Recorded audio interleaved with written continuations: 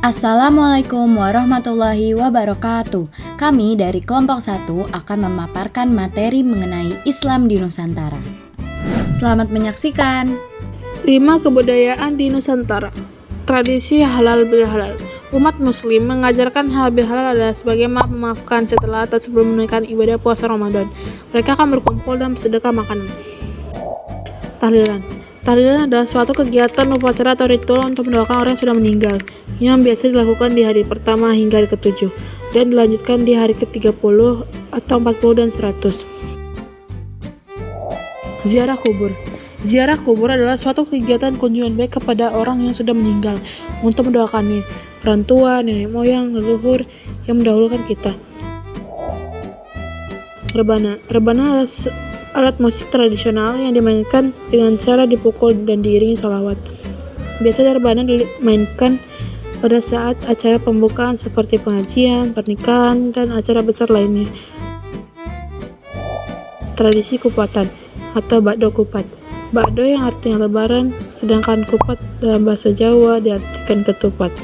Ketupat dimasak untuk menjadikan hidangan pada saat lebaran.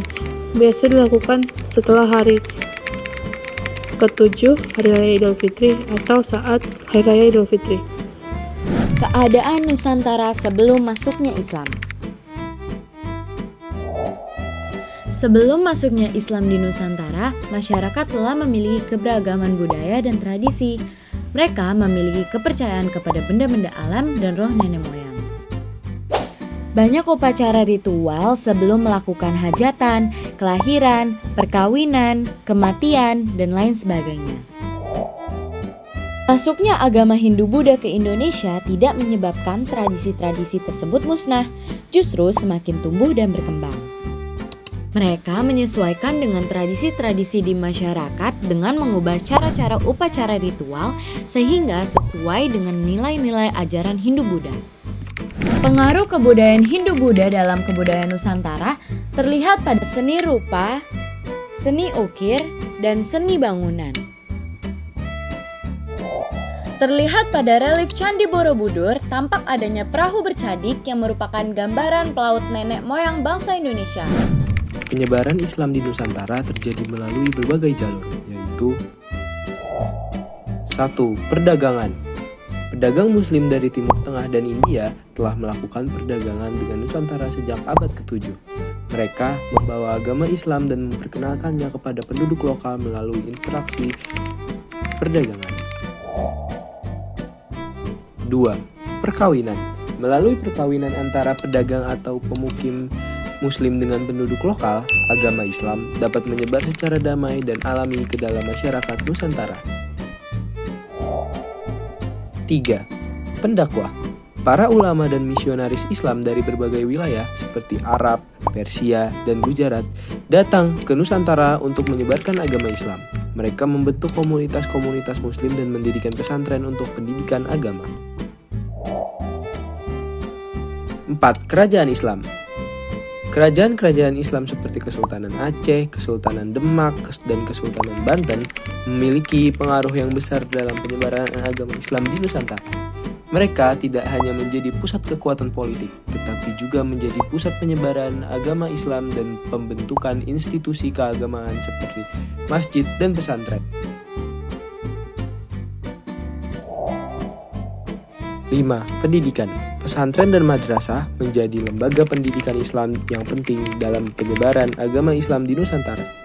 Mereka tidak hanya mengajarkan agama Islam, tetapi juga menjadi pusat penyebaran ilmu pengetahuan dan budaya Islam.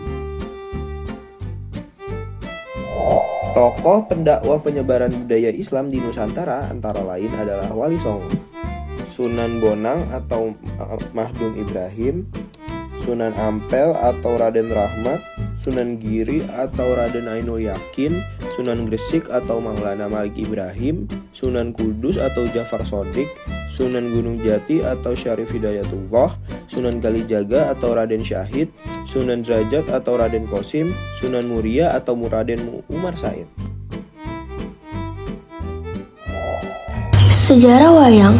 Wayang diperkirakan sudah ada sejak 150 silam dan pada masa kerajaan Hindu-Buddha. Menurut Cici Prandis, wayang berasal dari Jawa. Wayang berasal dari bahasa Jawa kuno yang hamayang yang berarti bayang-bayang. Wayang biasanya dimainkan untuk ritual pemujaan nenek-nenek moyang dalam upacara suku. Wayang juga digunakan oleh para ulama untuk menyebarkan agama Islam di Nusantara. Salah satunya adalah Sunan Kalijaga dan Sunan Kudus. Sunan Kalijaga menggunakan metode pertunjukan kesenian wayang kulit karena saat itu kesenian wayang adalah yang paling terkenal memikat hati masyarakat. Pada zaman sejarah wayang dijadikan sebagai magis mitos religius untuk upacara pemujaan roh nenek moyang. Pada zaman Mataram I, bukan hanya berfungsi sebagai magis, mitos, religius, wayang juga berfungsi sebagai alat pendidikan dan alat komunikasi. Pada zaman Jawa Timur, wayang sudah mencapai bentuk yang sempurna sehingga sudah dapat memikat sekaligus mempengaruhi hati penontonnya. Pada zaman kedatangan Islam, wayang bertambah fungsinya sebagai alat dakwah, alat pendidikan, komunikasi, sumber sastra, budaya, bahkan sebagai hiburan. Pada zaman Indonesia merdeka, wayang merupakan sebuah pertunjukan kesenian. Wayang merupakan seni teater lokal yang berfungsi tidak saja sebagai hiburan, namun juga berfungsi sebagai alat pendidikan, komunikasi, masa pendidikan kesenian, pendidikan sastra, filsafat, dan agama. Qasida dan hadroh. Qasida secara bahasa artinya adalah syair. Qasida berasal dari kesultanan Arab yang bersifat pujaan ke agama dan biasanya dinyanyikan atau dilagukan, seperti menerangkan maksud pokok-pokok pembicaraan, menyebut-nyebut kekasih, betapa beratnya ditinggal kekasih, kemudian bahkan dalam pengorbanan dalam cinta. Perkembangan qasida dibagi menjadi dua, yaitu pada zaman jahiliyah. Qasida memiliki isi bulanan, dusta, dan menyebab semaraknya kemaksiatan. Pada zaman Islam datang, qasida diganti isinya menjadi yang lebih bermakna dan bermanfaat untuk para pendengarnya. Syair-syairnya berisi pujian kepada Allah Subhanahu wa Ta'ala dan Rasul. Juga dijadikan sebagai sarana dakwah melalui syair-syairnya yang berisi ketauhidan. Dalam qasida, isinya syairnya harus memiliki substansi nilai sastra ketuhanan ilahiyah. Setiap syair atau lagu harus bisa meningkatkan keimanan, ketakwaan, dan akhlak moralitas. Hadroh hampir sama dengan qasida, namun jenis syairnya lebih dikhususkan, seperti syair pujian yang dilakukan untuk Nabi SAW. Biasanya jenis bahasanya kebanyakan berbentuk bahasa Arab. Tradisi dan upacara adat kesukuan Nusantara. Tradisi sesaji Rwanda, upacara tradisional masyarakat yang dilaksanakan di Semarang. Tradisi ini bertujuan sebagai bentuk syukur atas rezeki, rahmat yang Allah Subhanahu wa Ta'ala berikan. Upacara selamatan. Selamatan adalah sedekah makanan dan doa bersama yang bertujuan untuk mendapatkan keselamatan dan ketentraman ahli keluarga yang menyelenggarakan. Cara bancakan. Upacara ini adalah sedekah makanan karena suatu hajat leluhur. Upacara maulud. Sama seperti sekaten, upacara ini bertujuan untuk mengobarkan api semangat kaum muslimin untuk berjuang dalam membela agama Islam. Upacara satu syura.